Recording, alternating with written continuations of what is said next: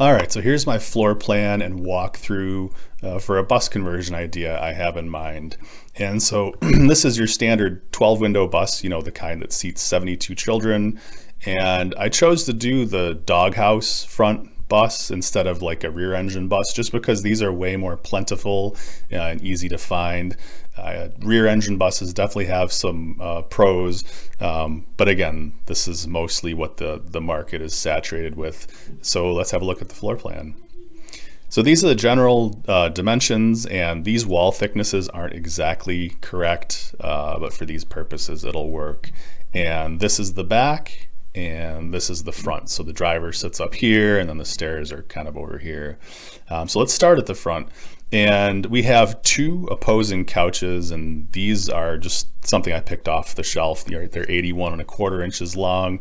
I would probably end up building these myself, but I think they should be long, so you have plenty of seating, and also so somebody can just lay down and sleep here, somebody can sleep there. If you build them yourself, you can do interesting things like making them pull together to the center, and you can have a huge bed here. Another thought that I had was, as you're walking on, it'd be cool to have a shelf that pulls out here to store shoes, and then you could have all sorts of storage underneath.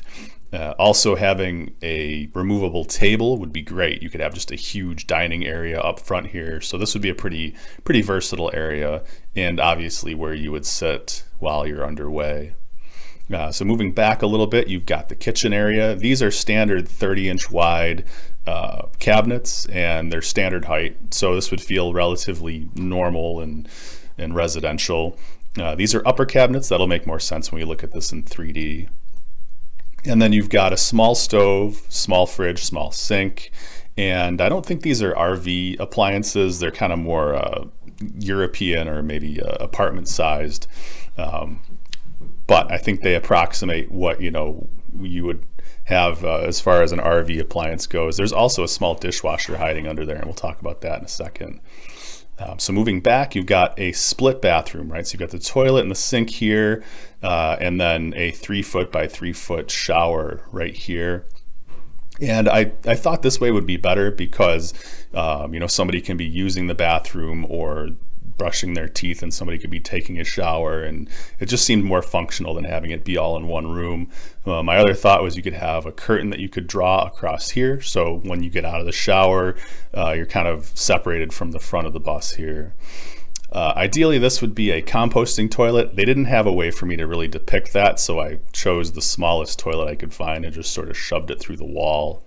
And this is a 30-inch swing open door. And so if we move rearwards a little bit more, this is the kids' bunk area, and then a large wardrobe. And this will be important, because you have a lot of clothes you got to store. And then finally, you have a barn door into the parents' bedroom, and there's a pretty narrow walkway around the bed. I thought it would be important to be able to scooch in and get into bed without having to crawl over your partner. And so that's why we've got it set up kind of like this. These walls are really thin. They're only 2-inch thick walls. And the idea was that those would be 2x4s with just paneling on each side to keep it thin. They're obviously not structural whatsoever. They're just there to separate spaces. So let's look at this in 3D, and I think some of it might make more sense. All right, so we'll step in, and we are looking at this with the vantage point of someone who's 5 foot 10 inches tall. And so we just stepped onto the bus, and we're looking rearwards, and you can see we've got the seating area up here. Also, they didn't have a good way for me to depict bus windows, so I didn't put any in. So you have to kind of imagine there'd be windows here, and then windows along this wall. And then starting here, I think this is where I would sort of insulate in the windows and put up paneling, and then you wouldn't have windows in this area. So let's move back a little bit into the kitchen. And as you can see, there's a good amount of counter space, right? I thought that would be important. And we have some upper cabinets in here. Disregard that, that's the toilet sort of sticking through the wall. But you can see we have a pretty small sink, and that is because I have the dishwasher here. And they're really not that expensive, and it allows you to have a small sink. And so I thought that would be a good trade-off. We don't really love doing dishes anyways, so it would be great to be able to sort of have this comfort of home right here. And here's the small fridge. You know, if we ended up going with an RV style fridge, I feel like it would be about these dimensions. So that's probably a good way to sort of show what that would look like. And same with the stove too. So this is definitely the narrowest part in the whole bus, right between the shower and the bathroom. And obviously I would not use a glass shower like this, but this was really, I thought, a good way to show what that would all look like. And again, I would have a curtain or some way to draw this across. So when you get out and you got to get dressed, you have some level of privacy. So let's step into the bathroom here. And again, just a small composting toilet with enough room for your legs. I picked a vessel sink and then, a vanity up there or a medicine cabinet or whatever. But just very simple, very small. But again, I think more functional. I never liked the RV wet shower solution where just there's a shower head sticking out and all of this gets wet. I think having a separate shower is a much more civilized way to go about things. So moving rearwards, we have the kids' bunk area.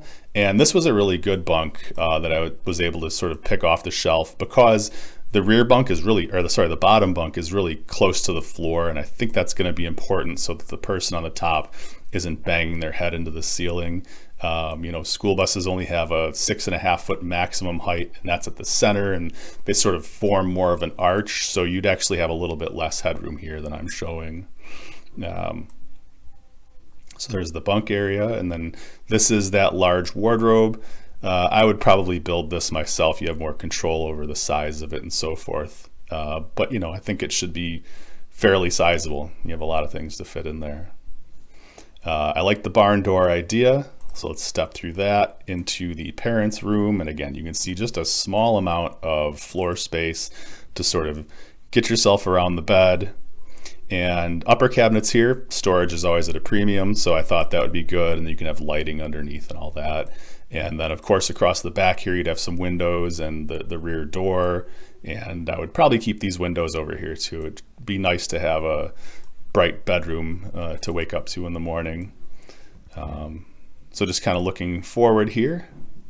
So let's go up to about here. We'll turn around and talk about layout. And so, on a lot of RVs, they have all the water utilities on one side, right? And I didn't end up doing that. And the reason is because the only things that I would run off of tank water, right, fresh water tank, would be this sink and the small sink in the bathroom. If you're going to do dishes or you're going to be taking a shower, you'd have to be plugged into city water and have a pressurized water source. And also, likewise, I don't think I would be putting the water tanks inside the RV. A lot of builders do that so that it's somewhat frost-proof. But it takes up a lot of space. If there's ever a leak, it's a huge mess. I think I would keep all the freshwater tank. I would keep it under the bus, and so it would not be frost-proof. So it was freezing out, you'd have to be dry camping. And I also think I'd have a pretty small water tank, maybe 20, 25 gallons. Again, if you're just running those couple of small sinks, that's not a huge deal. I would have a very large gray water tank, so as you're showering or doing whatever, you don't have to dump it as often. And with a composting toilet, there would be no black tank. So that was my thought there. And that's also why I have, water utilities on both sides of the bus. And if this was an RV fridge, it would have a propane hookup. This would also be propane, but I think it's quite all right to have propane lines sort of split up on either side. That's going to work out just fine. So the final thought here is, where does the TV go? And this was my thought. So, right, if this is where the driver sits and this is the landing and the stairs down are right here, I would have it mounted to the ceiling, kind of over where the driver sits. And so it would be, if you're going to do it that way, you might as well make it fairly sizable, and it would swing up and latch to the ceiling. So it's not something you could have in use while you're underway, but that's fine. Like, we all have devices and iPads and stuff like that that you could use while you're underway. And when you get where you're going, you could unlatch and fold down your big screen TV and then, use it that way. And everybody on the couch would be able to see it. If you were laying on the couch, it'd be perfect. You'd be facing right towards it. But just with wall space and counter space being at such a premium, I don't think I'd want to have it mounted anywhere else and sort of just, eat into this very valuable space. It can just sort of live up here and people can enjoy it, and so forth. And so those are my thoughts. And one of the final things is that, oops, let's not move that. Off the back, I think I would have, I don't know exactly the size, maybe stick out like 3 feet, but have some kind of a metal thing that's built out from the bumper to store things like 20-pound propane bottles. Maybe you have the generator sitting back there, spare fuel, bicycles, kind of like a garage, but I don't think I would bother to cover it. It would just be sort of a platform made out of steel, and then you have a place to put your stuff. I don't really think we'd be using the rear door, just given how everything is set up here. So having that blocked wouldn't be a huge deal. I guess for emergency purposes, you might want to just keep that door area cleared. But in any event, that was my thought, because as I did this, I was like, well, we have storage for clothes and all sorts of kitchen storage, but there's always going to be things that maybe you don't want in the bus, like gas cans or whatever. And so that was my thought off the back here, was to just build a platform where you could lash things down that weren't super valuable. If somebody ran off with your propane tanks, then I guess they need them more than you do. But yeah, that was my thought there. So this is the idea.